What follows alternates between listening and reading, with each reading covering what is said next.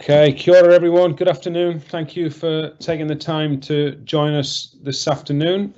This is something that hopefully this doesn't go on too long, lockdown, but we're hoping that we can do a talk like this every week, and we couldn't wish to have a better person to start this speaker series. We were thinking about what could we do we're always doing work for the boys and work for staff, and we put our heads together to see, is there something we can do for parents? And hopefully this is going to be something tonight that we'll all benefit from and get a bit of advice from, and we'll make our lockdown experience that bit more better informed and more enjoyable. So tonight, joining us, we've got Dr. Tony Fernando, who actually picked up his second PhD recently, so he's a double doctor now. Tony's a consultant psychiatrist and a senior lecturer in psychological medicine at the University of Auckland. I won't read his full bio out. You've come to listen to him and not to me, but safe to say he's been a great supporter of Westlake over the years. He's done a father-son breakfast. He recently spoke to 600 staff from local schools from across the North Shore. It went down incredibly well.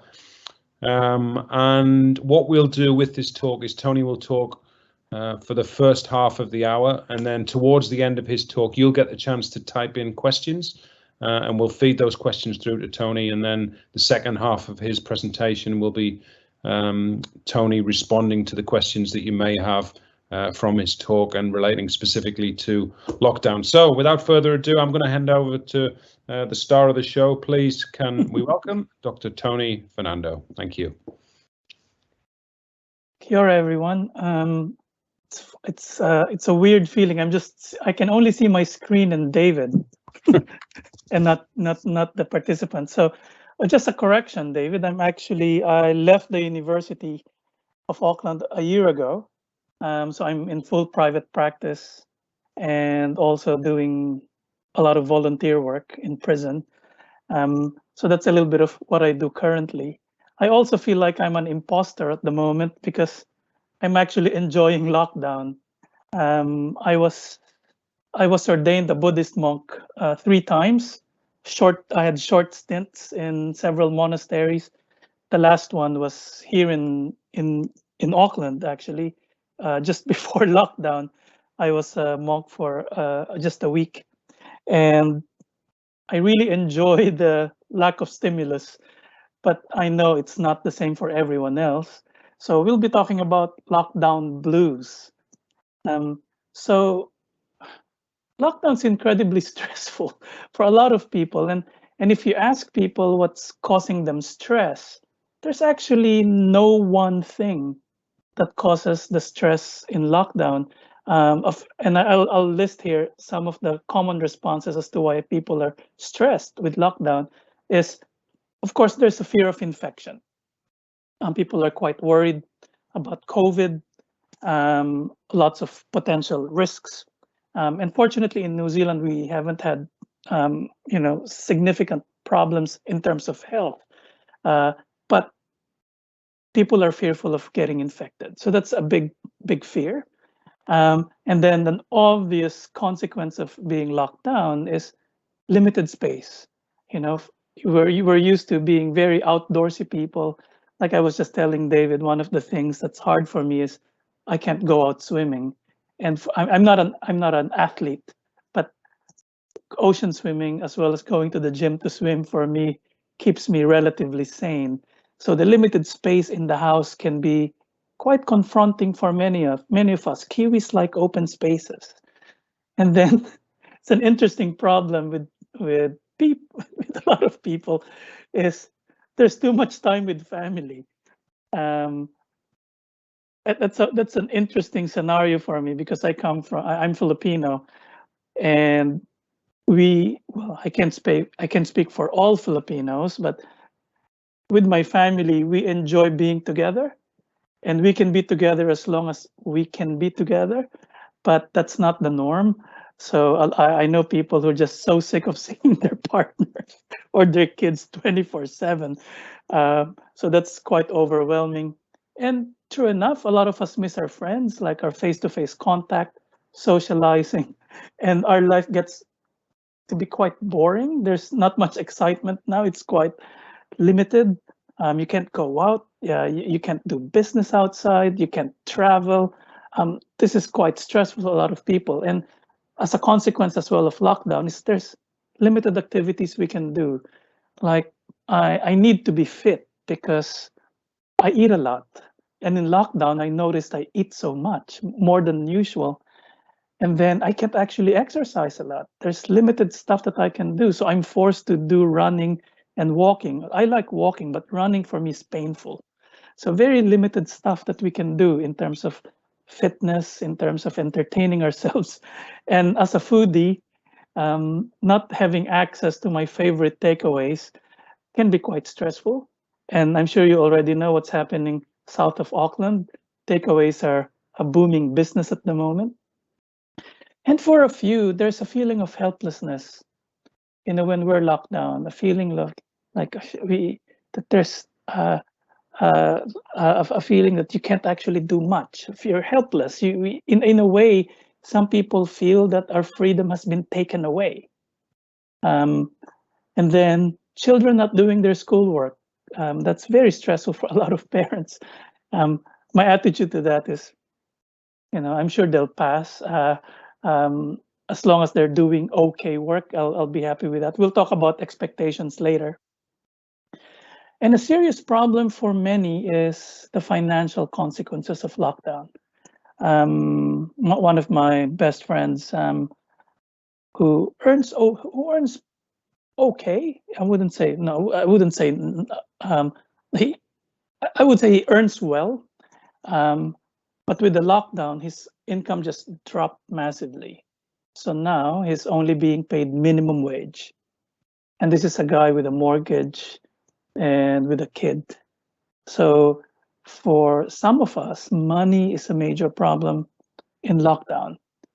And then I have to mention, as a doctor, I can see a lot of mental and physical health complications of lockdown. So I'm a psychiatrist and a sleep specialist, and my practice currently is actually very, very busy. People are just wanting to be seen urgently because of the stress of lockdown, and also the implication of our current public health system. Mental health system is actually, they're not in full throttle. There are lots of problems in the mental health system right now. So lots of people coming in seeking private help. So lots of mental and physical complications of the current lockdown.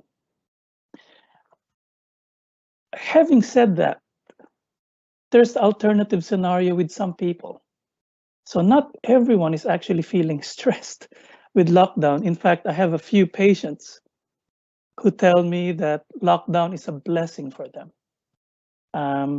So other people enjoy lockdown, like what I said earlier. I actually enjoy lockdown, except for some aspects of it, but overall, I'm pretty happy with lockdown.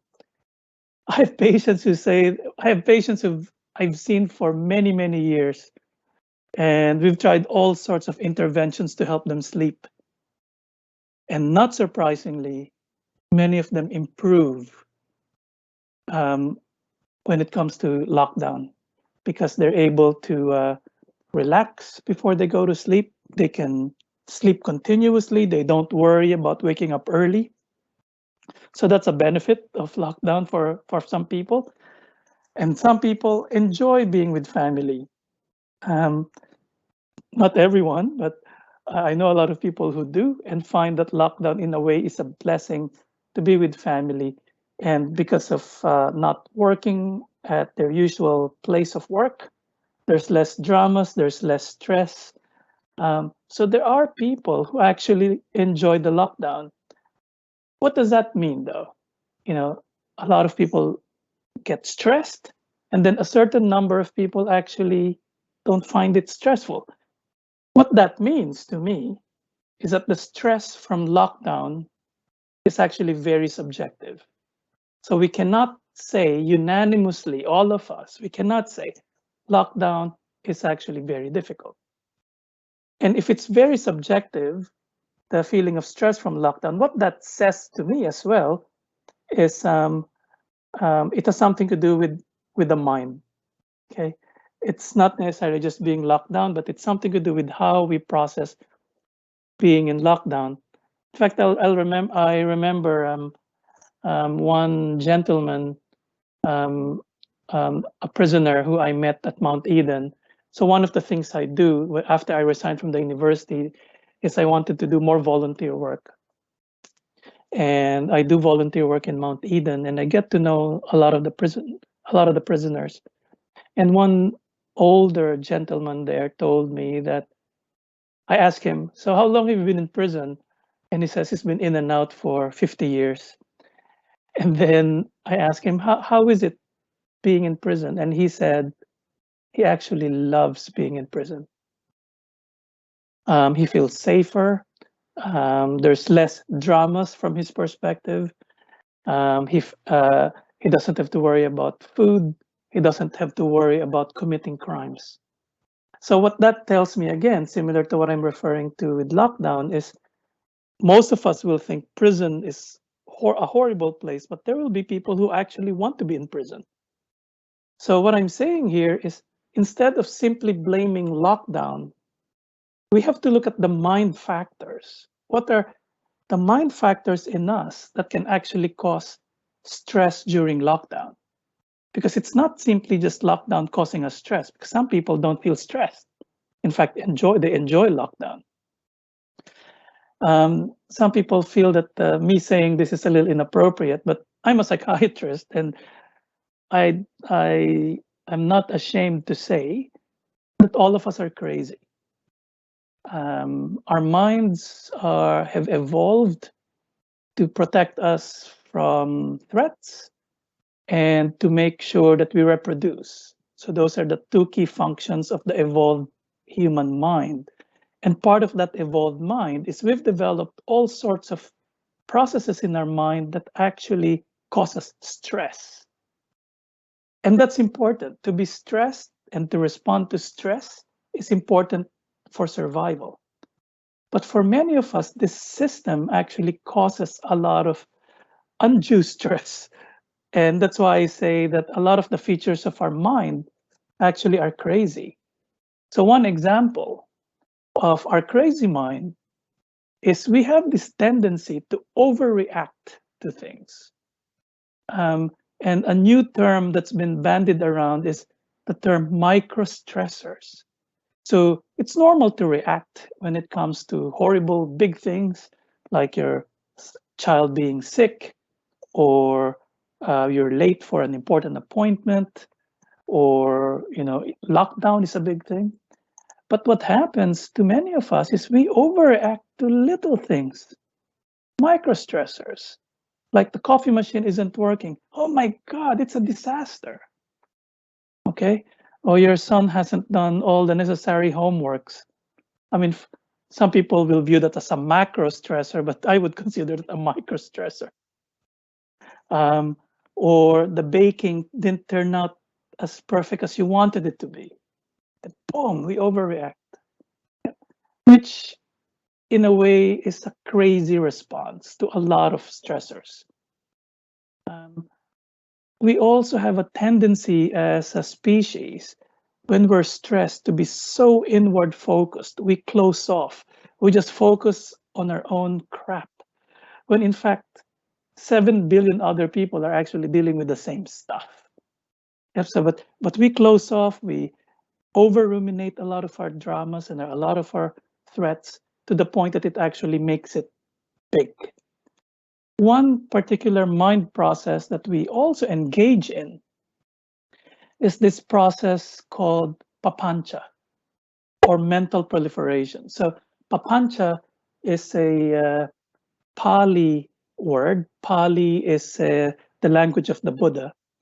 So the Buddha talked about Papancha. So if you don't mind me talking about the Buddha, you don't have to be Buddhist, be whoever you are. But the Buddha for me is not one of the, but I would say the smartest ever psychologist who's ever lived, because of his incredible understanding of how the mind works, particularly what causes us stress and how can we be relieved, or how can we manage stress. So he talked about Papancha. Papancha is best described giving an example.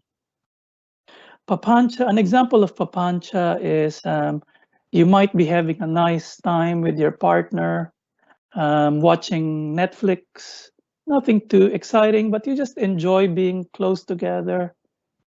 And then your partner reminds you of the dishwasher. Honey, have you emptied the dishwasher? Then boom, Papancha.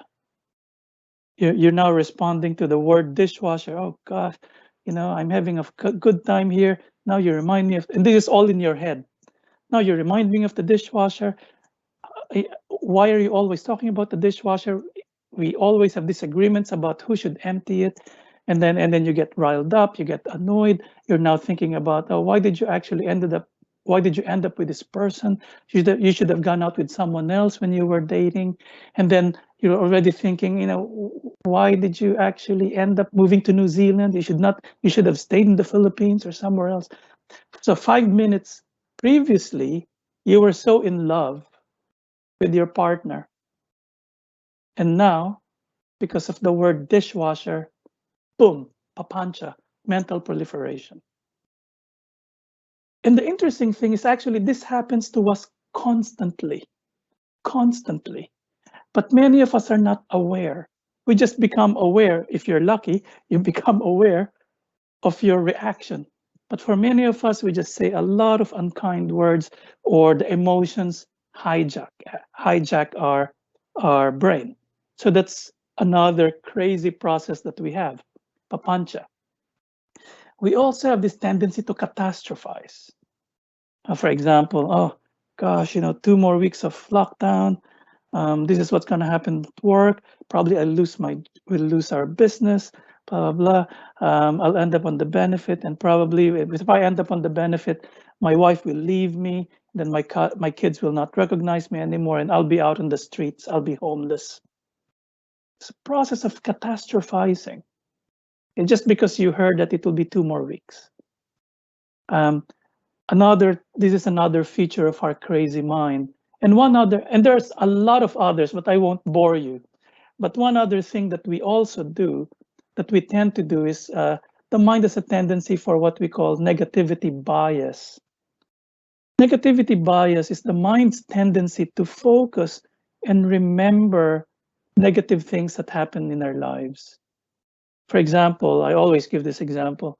When I was a young psychiatrist and a new member of the academic department in Auckland, that was, it's a long time ago now. That's 21 years ago.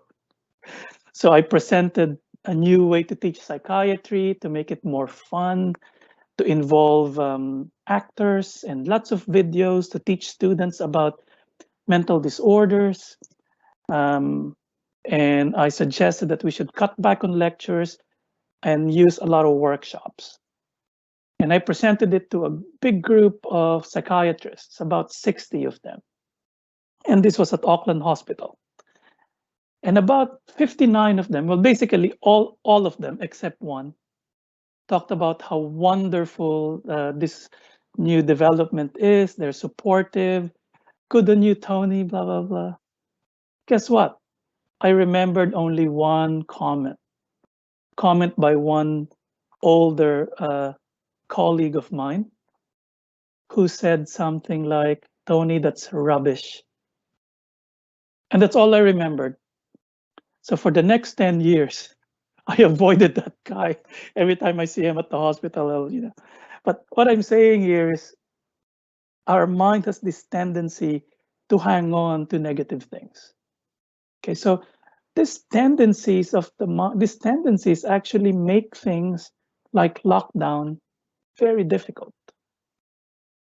Because we overthink, we focus on what's wrong, and it can actually make the effect of lockdown much worse than what an average person who's chilled will experience. Yeah. And also remember that this is happening to us, but it also happens to everyone else, or to most people in your bubble. Okay, so I think awareness that you're not the only one suffering, but a lot of people are suffering, is really important when it comes to dealing with stressors because of lockdown. So what can we do with our crazy, irrational mind? Okay, what are techniques that we can use or develop? So number one, a very important technique is awareness. Awareness that, hey, we're overreacting, or we're catastrophizing, or we're papanchaing, or we're focusing too much on the negative. Being aware of that.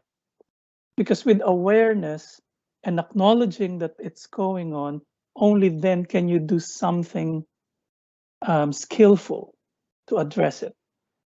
Without awareness, this talk is useless. If you're not aware of your tendencies, whatever tool you develop or you have, you're not going to use it because you're not aware what's going on in your head. So awareness and acknowledgement of your mental state and of other people's mental state is actually crucial.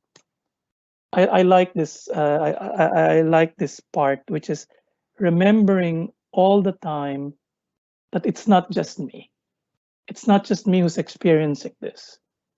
Most probably, a lot of people are experiencing it, and probably even worse than how you're experiencing it. This is one of my favorite mantras in terms of keeping sane in our crazy world, is to manage expectations. In fact, before the start of this talk, I was asking David and the team at Westlake, how many are we expecting? And I'll be happy if there will be 5 people attending this talk. So I tend to have lowish expectations. I have high goals, but I tend not to attach to those goals a lot. So I like this formula, which is what's this? An opera. It's an opera. How do you say it? It's operationalizing this mantra, which is stress is the ratio of expectation over reality. So if my expectation is that there will be 2,400 parents attending this talk, and the reality is there's 150, I'll be very stressed and disappointed. But if I expected only 5, and there were 100 parents attending, I'll be 20 times happier. So managing expectation sounds simple, but it's actually quite a profound mantra in terms of managing stress and managing our suffering. I like this circle. It's called the 3 circles of control. I actually don't know where it came from. I just saw this slide from a really wonderful speaker named Dr. Paul Wood. And it turns out it didn't come from him, but remembering these 3 circles of control can be helpful as well when we're managing stress. So there's 3 circles. There's the inner circle, a circle of control. And then the outer circle, the yellow circle, is circle of influence. The outermost circle is the circle of concern. So circle of control would be the areas or aspects in our life that we can actually control. And you'll be surprised, it's very little. So we can control our actions, we can control our speech, we can also control or manage how we react or how we respond. Basically, that's all we can really control. Then the outer circle would be circle of influence, and that would be, let's say, your kids. You really cannot control your kids. If you're lucky, you can influence them. You really cannot control the outcome of a lot of things in life, but that's called circle of influence. Okay, that's slightly outer. And then the outermost circle is a circle of concern. We're concerned about these things. We're concerned about COVID-19. We're concerned about the weather. We're concerned about lockdown. But in reality, we do not have control over that. So realizing that we have little control over a lot of things can be scary for some people, but at the same time, it can be liberating. Because it tells us, well, it's pointless worrying about a lot of things because we cannot influence them. So I like this these 3 circles because it tells us that worrying about a lot of things outside our control actually is a waste of mental energy. So I'm going a little deeper now. So I hope you don't mind me talking about suffering because a lot of us, to a certain extent, are suffering, and some would be to a high level of degree of suffering during lockdown. So the Buddha, again, for me, who's a psychologist, is an expert on suffering. And probably that's why I really like him, because I'm a psychiatrist and I deal with suffering all the time, not just my own suffering, but my patients' suffering. And he has a very simple explanation for suffering. Suffering, from his perspective, is not being at peace with what's going on. Okay, so that's very simple. So if you're not at peace with what your situation is, then you suffer. But if you've accepted, well, this is the situation at the moment, I have a choice of being at peace with it, accepting it, or I have a choice of fighting it. The more you fight it, the more you push it away, the more you suffer. And a further discussion of suffering from the Buddha's perspective, he talked about suffering in a very smart way. He said, suffering is a result of clinging. We cling to things. And because of the clinging, the intensity of our clinging, we suffer. So what are the things we cling to that causes suffering? When we cling to sensory pleasures. Okay, so for example, an example for that in lockdown would be, you really like your space. You really like the peace and quiet of the house when the kids are away. That's being attached to those sensory pleasures. So if you cling to that, if you still want that, or cling to that, even in the lockdown situation, then you suffer. Okay, that's simple. And then it gets a little more complex. When we cling to ideas and opinions so strongly, we suffer. For example, you have this opinion that this is how you should make coffee, and you're so attached to it. And then your kid makes your coffee in a different way. That causes so much stress because you're clinging to this is how coffee should be made. Okay, so when we cling to ideas and opinions, when we cling to routines and expectations, we suffer. So we have to be a little more flexible. In fact, instead of clinging or grasping, we actually have to let go a little bit. Yep. And then a very deep concept of clinging is the concept of clinging to, this is me, this is mine, this is my identity. So ask yourself, and I ask myself this, when I'm suffering, when I'm annoyed, when I'm disappointed, when I'm stressed, I ask myself, Tony, what are you clinging to? And most of the time I can identify what I'm clinging to. Yeah. For example, at work, I still go to work. It's just me and some admin people in the clinic, but all my consultations are virtual. I noticed that I get annoyed when the paperwork of the patient is not properly compiled. So, and then I start thinking, oh, why is admin like this? They should have been trained better. And then I get annoyed. Then I have to watch myself before I see the patient. And then I ask myself, Tony, what am I clinging to? I'm clinging to the expectation that they should do the things correctly all the time. They do the things correctly probably 95% of the time, but it's the 5% I get annoyed. Then I ask myself, Tony, you're clinging too much to expectations. And then I'm not saying that you should not do anything about it. Of course, it's important to fix it. So to tell them kindly, oh, this is not in the proper order, blah, blah, blah. Yeah. So ask yourself, when you're annoyed at lockdown, what are the specific things you're clinging to? And you'll be surprised. You will come up with a list.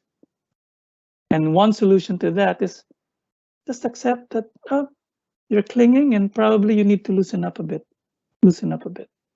Okay. One thing that can also help when we're stressed with lockdown, especially lockdown here in New Zealand and in Auckland, is a little bit of perspective.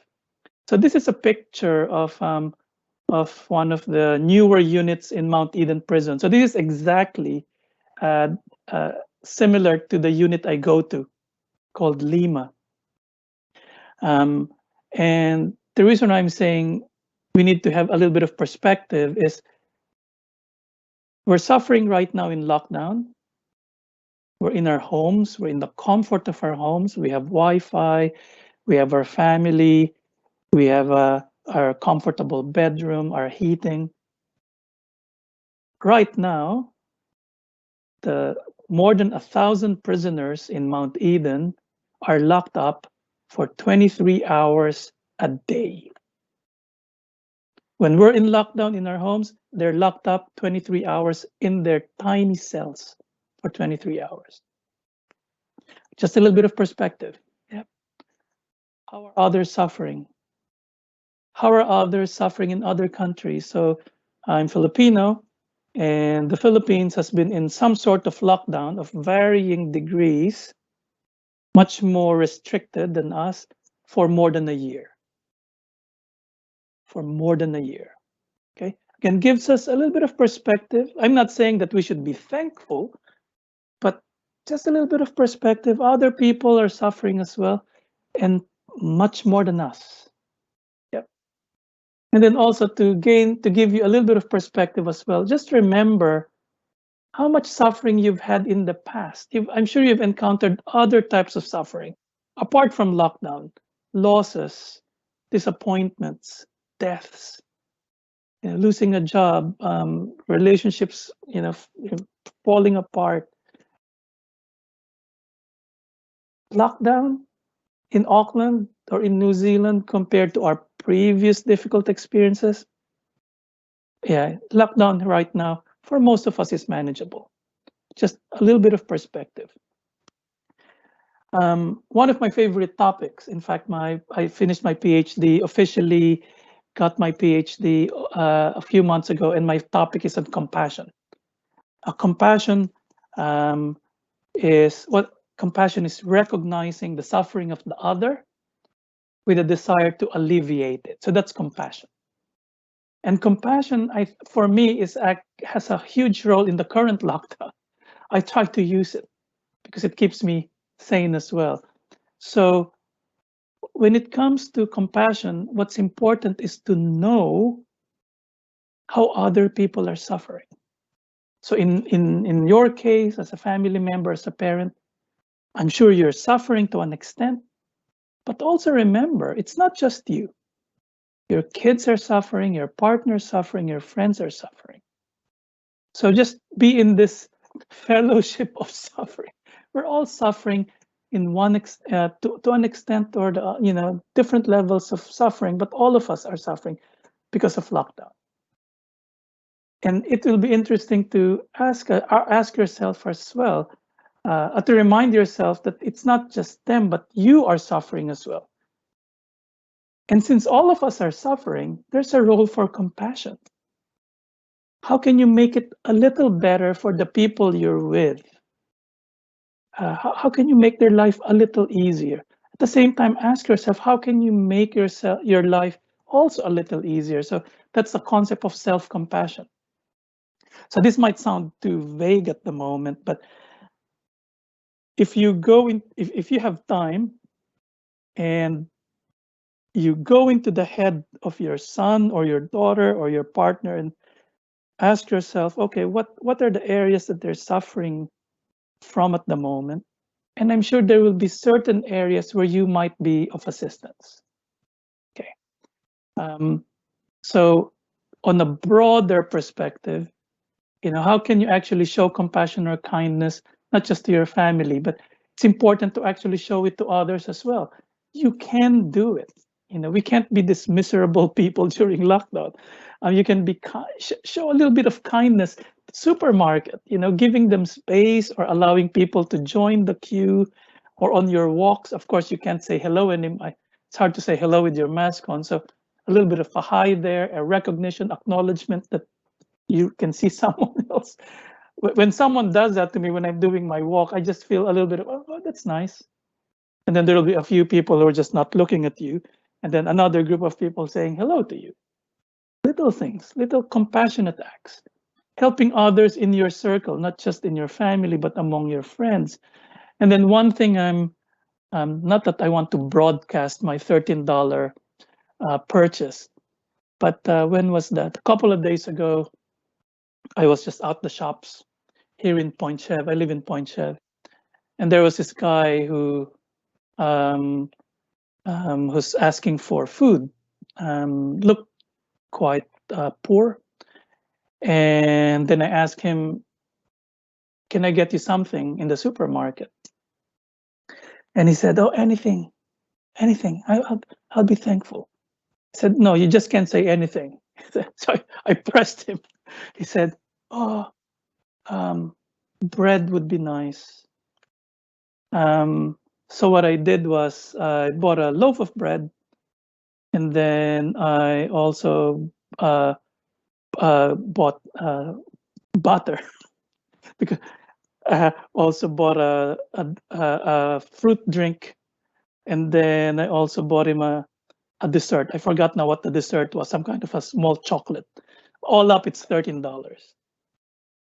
And for me, that's the best $13 I've spent probably in the past month. And then one other thing I did yesterday was I have a cleaner who comes into the house weekly, and because of lockdown, she's not earning. So I asked her, Alex, I know you're not earning. How are things? And she said, Tony, I'll be honest, it's been tough, very tough.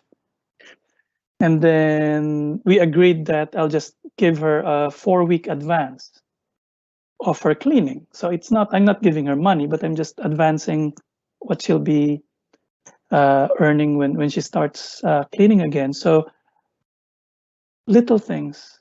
I mean, this did not cost me anything because I'll be spending that money anyway. And then connecting with friends and family outside your bubble. I mean, not breaking your bubble, but using messaging or ringing them. I'll go through different practical techniques that have been discussed, mentioned in various blogs on managing lockdown, because we're not the only one who's had lockdown.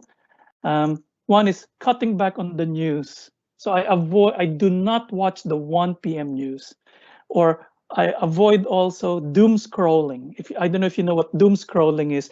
It's when you're constantly checking all the news outlets, constantly looking for what else is happening. Explore your neighborhood. This is actually one thing I've been doing. I've been walking around the streets. I've been in Point Chev for 20 years, but there are streets that I actually haven't walked around yet. So that's what I've been doing in my neighborhood, doing bubble activities, games. So I was doing this with my partner, playing word games, cooking together, cleaning together, catching up with box sets. I've seen a few series already, books to read, catching up with some of your hobbies. I haven't picked up my cello yet, but I have no excuse because of lockdown. If there are bubble dramas, problem solve it as a bubble. Talk about it. Instead of you saying this is how you should do things, have a bubble meeting, make it fun, and problem solve the issues. Planning your week, having daily goals and tasks. Interesting. It might sound really basic, but if you have goals for the day and you've achieved most of them, not just some, there's a dopamine rush. There's a feeling of accomplishment. We like to feel accomplished. But if you're just watching Netflix the whole day, you feel empty. Okay, because there's actually no task that you have, unless that's your task list. Yoga, no excuse anymore. And learn mindfulness. I mean, that's one of my key messages all the time is learning mindfulness. I'll finish with this with this saying from Viktor Frankl. In fact, if you haven't read his book, it's a very short read. You can read it in one sitting. I strongly recommend reading it. So his book, a bestseller for many decades now, is Man's Search for Meaning. So just as a backgrounder, Viktor Frankl is a doctor who is a psychiatrist who was incarcerated in, I forgot now which concentration camp in the Second World War. And he's seen the inhumanity of humans, but at the same time, he's also observed people who were resilient while they were inside the camps. And essentially, his message is everything can be taken from a man, but one thing, everything can be taken from a man, but one thing, the last of the human freedoms. So we actually have an option on how to respond given the situation. One thing that cannot be taken away from us is how we respond or the attitude we have with the situation. So another to-do list for you during lockdown is to read Viktor Frankl's book. So I'll end there, and I think we would have about 20 minutes for question and answer. So David, I'm hoping you'll be helping me with this. Yes, I'll try and read them out for you now, Tony. So the first one is, many parents are struggling with boys gaming, often late into the night. Do you have any advice for parents to combat this? Causes problems with school online learning the next morning. Yeah, that's a hard problem because when I was younger, I also had a little bit of a problem with gaming, but I was gaming until 3 in the morning. That was when I was a young training doctor. My suggestion is to well, I'm not sure if you guys have done this, but have a discussion with your son and tell them, well, I'm not going to stop you from gaming because stopping them from gaming doesn't work. But tell them the situation that gaming is a fun thing to do, but can also cause problems, and that it's important to have to accomplish what's necessary for school. I don't think resorting to draconian measures can be very helpful in a lot of situations. But my approach, I tend to be a diplomat, and I will have a proper discussion, and then probably there are different hierarchies of I don't want to call them punishments, but hierarchies of interventions if they're not willing to help out, to follow. But David, any responses to that question? That's a hard one. Sure. I mean, I don't know if you saw the news yesterday, but the Chinese government are advocating limiting 3 hours a week to gaming. So that's interesting that it's got to that point where it's such a problem that national intervention is necessary. Yeah, I actually just want an extreme scenario that I encountered at the medical school was a medical student who actually became addicted. I can't say literally, but he was addicted to the point that he was failing med school and everything. So I had a chat with him, and we discussed that he actually had to move back to China, go back to his parents for a year to detox from gaming. But that's quite severe. But sometimes we may have to use severe interventions. I'm not sure if the Jacinda government will ban gaming. I doubt it. What advice would you give to students that are struggling with the fact that their lives post-school now seem to be more uncertain than ever? Yeah, I'm the worst person to ask for those advice because I'm not very reassuring. I'm a realist. I always tell people that life is unpredictable.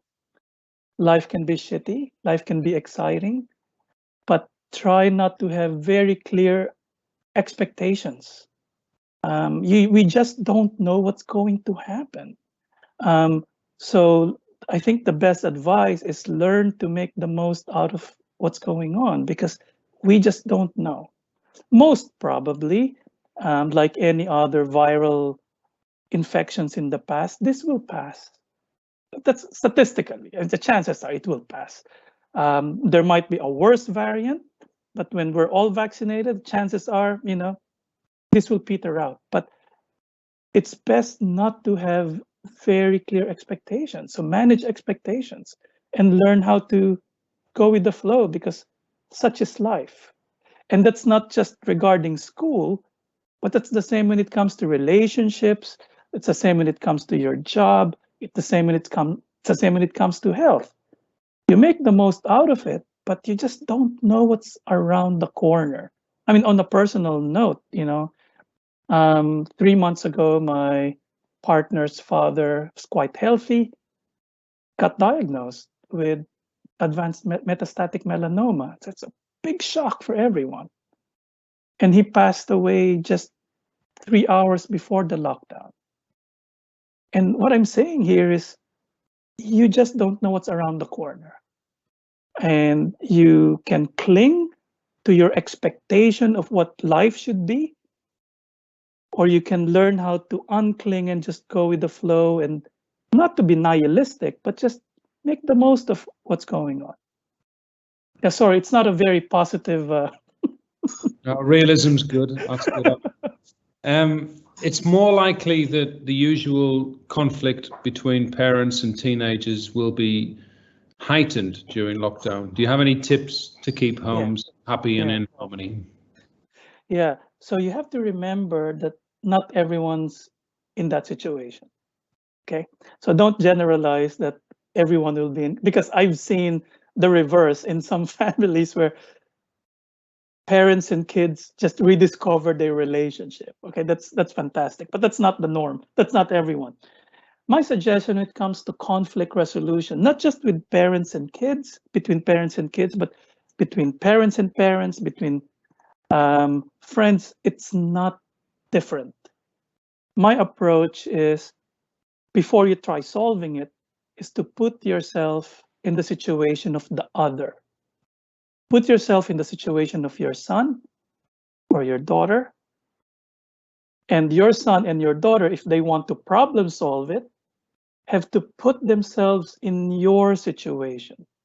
Like, what is my mom? What is my dad? Where are they coming from? You don't have to agree with what the other person's saying as the solution, but if you can put yourself in their situation, and they can put themselves in your situation, chances are you will come up with some kind of a compromise. It's not rocket science, but it's not that easy to do, because both of you should be open to each other's perspectives. Thank you. The questions are coming in, just bear with me. I'm not sure if I'm making sense, David. I don't have a teenager, so. It's really, how can we, when I were talking about the boys here, how can we maintain motivation with the boys? Yeah, that's a tough one to, because my view on motivation is, okay, my perspective. I'll speak for myself. Like, I don't rely on feelings to do things, but then again, probably I'm weird. So I don't rely on feeling motivated. Am I feeling motivated to do it, or am I not feeling motivated to do it? So I don't rely on the feeling of being motivated to do things. I'm more of a, okay, what are the things that I actually have to accomplish? So I'm a checklist type of person. But if you want, again, I'm speaking now as a psychiatrist. Okay, when I have patients who need to change behaviors, for example, someone's drinking excessively, or someone is addicted to pornography or substances, or someone is just not showing up to work, one of the best approaches is a technique called motivational interviewing. Okay.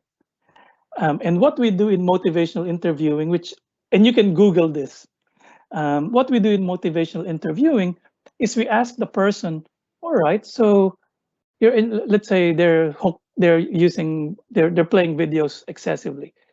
Like, I'll have an honest chat with my son and say, hey, son, I noticed that you're actually playing so much video games.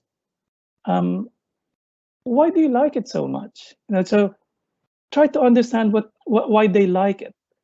What kind of happiness do they get from it, and let them verbalize it. Oh yeah, these are the things that are really good with it. Oh, it's exciting, makes me feel good, it takes away the boredom. Oh, that's good. Yeah. What are the downsides? What are the downsides to playing it 12 hours a day? They will know.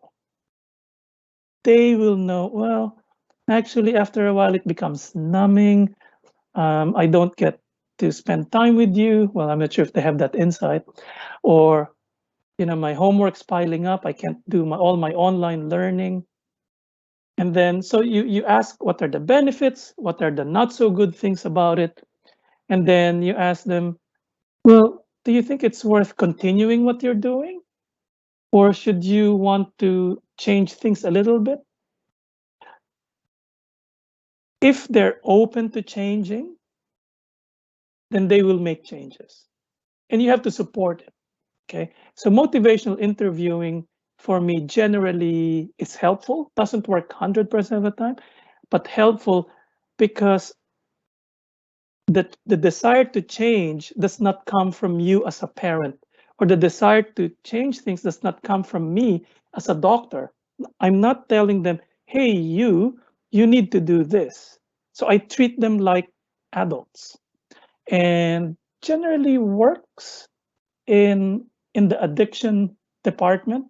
Not all the time, but I'm sure it can work with kids as well. Are there other questions, David? Yes, a couple more. Now, we know how much teenagers value relationships and connections with their friends. How do you feel these can be best replicated in a time when what they are used to is no longer an option? Yeah, so of course, I mean, the kids nowadays have access to all sorts of technology to connect. Yeah. So in terms of that department, they're very well versed.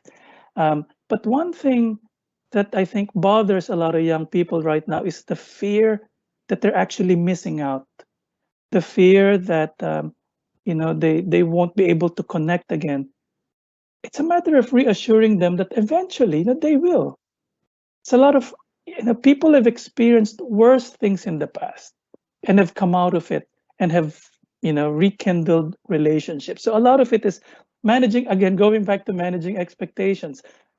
Manage their expectation that at the moment, this is what they're dealing with. They have to use whatever media they have, but sooner or later things will go back to some kind of a new normal. So again, managing their expectation, managing their frustration that it's okay, but eventually things will open up again. But they have to do their part in terms of social distancing and managing the infection. Thank you. And that, I think, if we make this the last one, what do you think will be the silver linings post-lockdown for people's mental health and their attitude to life?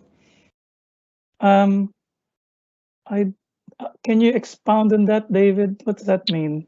What do you think will be the positives post-lockdown that we're all going to take out of this, and our lives are going to be positively impacted on by what we've all been through? I think for me, the positive that I myself am quite aware of is that all of us, sorry, again, this doesn't sound very positive, is that life is actually not predictable at all. and we can be more connected. We can work as a team. We can value each other more. So that's what lockdown or the whole pandemic can bring. In my case, I just can't wait for the lockdown to lift so that I can visit my 93-year-old mother, we're virtually quarantining her in Manila. So for me, I'm reflecting on how important relationships are, because they can be taken away really quickly. So lockdown, not just lockdown, but the whole pandemic reminds us of how fragile life is, and that a lot of the things we worry about really are not worth worrying about. So lockdown and the pandemic injects in me a dose of realism, of things that we need to value. So for me, that's the benefit for me, because I'm valuing relationships more, because much more than the usual things I tend to worry about in the past. Tony, thank you so much, and thanks for spending some time answering those questions as well. That was a great hour. We're going to record that, we'll post it, and other parents will get to see it as well. But I know we'll all benefit from spending that time with you tonight. We wish you all the best with your running and staying fit until you can start swimming again.